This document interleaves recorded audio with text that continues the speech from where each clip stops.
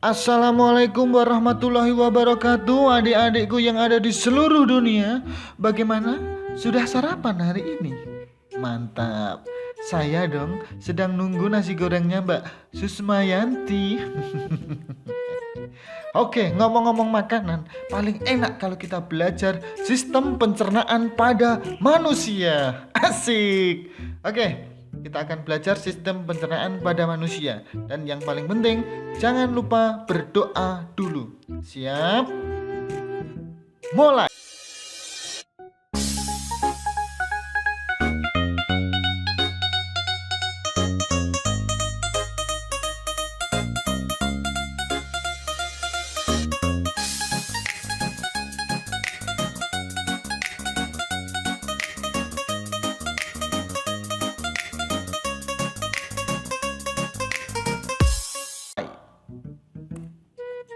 Nah, pertanyaan pertama, bagian apa saja yang merupakan bagian dari sistem pencernaan pada manusia?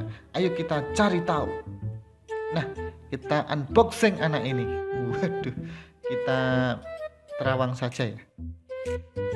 Nah, ini adalah beberapa bagian dari sistem pencernaan pada manusia. Nah, ada apa saja bagian itu? Ada mulut. Oke, bagian lain ada kerongkongan. Nah, ini namanya kerongkongan. Bagian lain ada lambung. Terus ada usus halus. Ada usus besar. Juga ada anus. Apakah ada bagian lain? Oh, ternyata juga ada bagian lain, yaitu hati. Apakah ini saja? Ternyata ada pankreas. Nah, ini loh teman-teman, bagian dari sistem pencernaan manusia. Ada mulut, ada kerongkongan, ada lambung, ada hati, ada pankreas, ada usus halus, ada usus besar, dan ada anus. Oke, kita lanjutkan. Tak keluar lagi. Nah, sekarang kalau ditanya bagaimana proses pencernaan pada manusia. Oke, kita mulai saja. Wah, ternyata yang pertama ada di bagian mulut. Ternyata mulut ini adalah tempat pertama kali masuknya makanan. Tidak mungkin dong kita makan lewat kuping. Oh, ya, pertama kali tempat masuknya makanan lewat mulut. Nah, di dalam mulut itu terjadi pencernaan mekanik. Ya, kalau berbicara pencernaan mekanik itu ada hubungannya dengan gerak-gerak yang dibantu oleh gigi dan lidah. Kemudian ada juga pencernaan kimiawi. Itu dibantu oleh enzim amilase. Fungsinya mengubah amilum menjadi glukosa atau mengubah zat tepung menjadi salah satu zat gula. Dan glukosa inilah yang nantinya akan menjadi energi buat tubuh kita. Memang harus diubah dulu ini amilumnya atau zat tepungnya ini. Oke, itu. Jadi di mulut ini ada beberapa informasi penting, yaitu sebagai tempat masuknya makanan, terjadi pencernaan mekanik, dan terjadi pencernaan kimiawi melalui bahan kimia, yaitu enzim amilase yang mengubah amilum menjadi glukosa. Setelah mulut masuk kemana ya? Ya, ternyata masuk ke kerongkongan. Di kerongkongan ada informasi apa? Kita lihat. Wah, ternyata di kerongkongan terjadi gerak peristaltik. Apa itu? Yaitu gerakan dinding kerongkongan mendorong makanan menuju lambung. Nah, makanannya ini didorong sampai menuju lambung. Pasti setelah dari kerongkongan masuk ke lambung. Di lambung ada informasi apa saja ya dalam pencernaannya?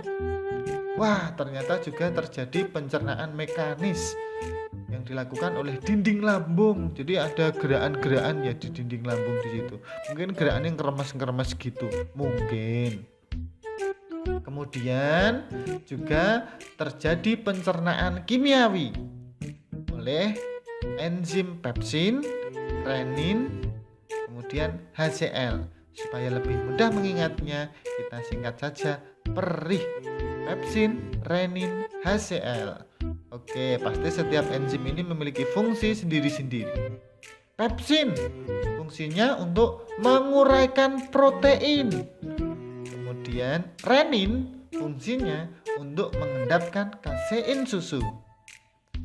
Dan HCl atau asam klorida fungsinya untuk membunuh kuman atau bakteri. Wah, ternyata bakteri-bakteri atau kuman yang masuk ke lambung atau ke tubuh kita juga ada penawarnya, yaitu HCl atau asam klorida.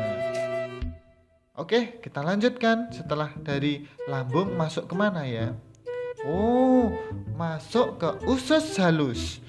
Di usus halus terjadi informasi apa ya? Oh, terjadi informasi apa? Terdapat informasi apa ya? Wah, ternyata di sana terjadi penyerapan sari-sari makanan. Nah, sari-sari makanan itu ternyata diserap di usus halus toh. Saya baru tahu. Asik.